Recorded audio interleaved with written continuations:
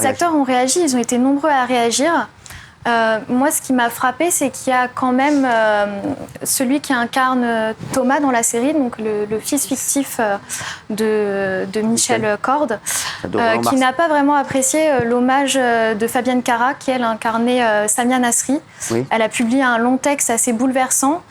Et il a commenté sur Instagram en disant que Michel n'aurait pas aimé cet hommage. Pourquoi ? Il n'a pas donné davantage d'éléments.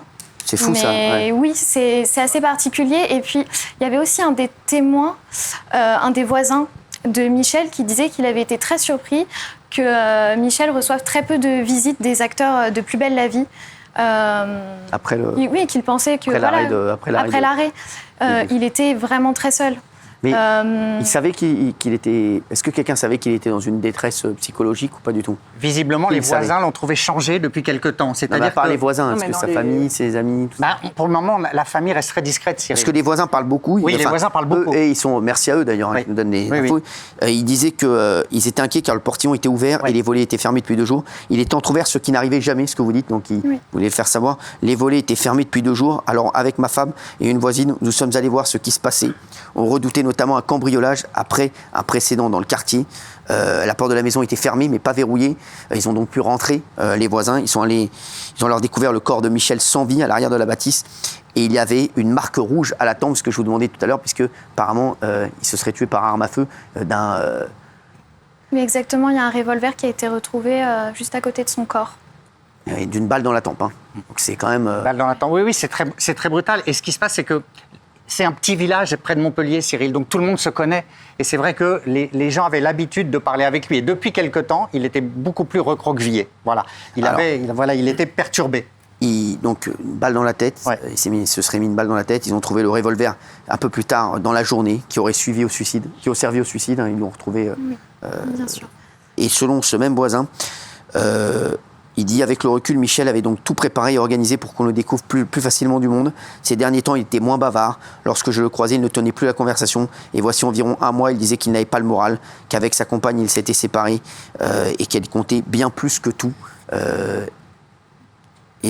Certains de ses amis ont pris la parole. Voici 1 mois et demi environ. Je l'ai senti un peu moins bien moralement. Sa nouvelle compagne, en instance de divorce, venait finalement de rompre avec lui. Il était triste, mais de là à penser une chose pareille, sûrement pas. Oui, il avait dit, après l'arrêt de la série, j'ai des projets et tout ça, mais pour le moment, ces projets étaient balbutiants, il n'y avait pas grand-chose. Donc c'était quelqu'un qui, contrairement à ce que pensait tout le monde, était reclus dans une certaine solitude.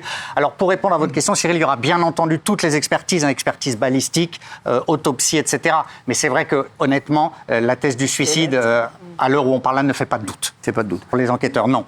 Alors, comme vous l'avez dit, il y a eu énormément de réactions, bien entendu, des autres acteurs de Plus belle la vie. Jérôme Bertin, qui jouait le capitaine Patrick Nebout, a publié « J'ai l'impression que ce soir, tous ceux qui ont connu, fait regarder Aimer plus belle la vie sont orphelins.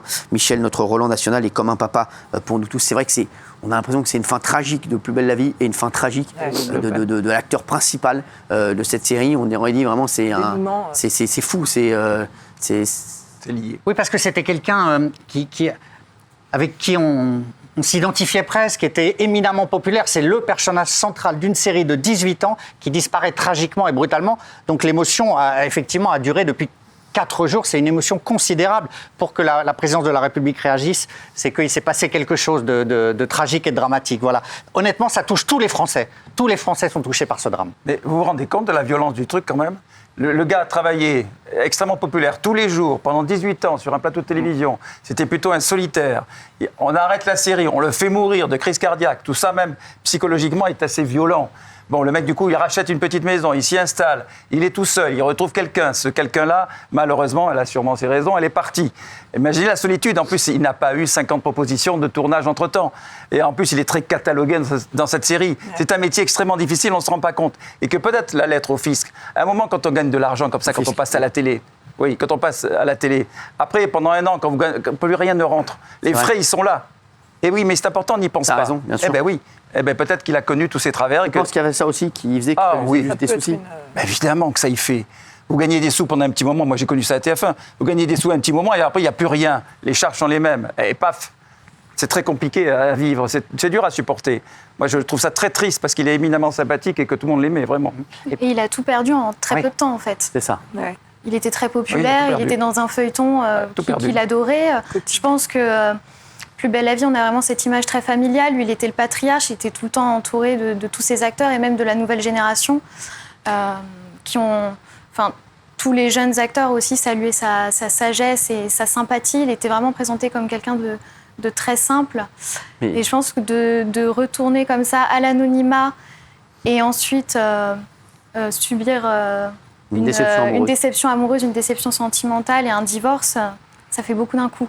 Et réaliser aussi que ce n'est pas de vraie famille. Quand on tourne avec des gens, même pendant des années, on se rend compte que basta, le terminage est terminé, et on ne voit plus personne. Ouais, c'est ce que et ça, c'est vrai aussi. C'est ce que vous disiez. En fait, on se demande s'ils étaient vraiment proches. C'est ça qu'on se demande. Ouais. Là, c'est sûr que non. Bah, c'est sûr, ouais.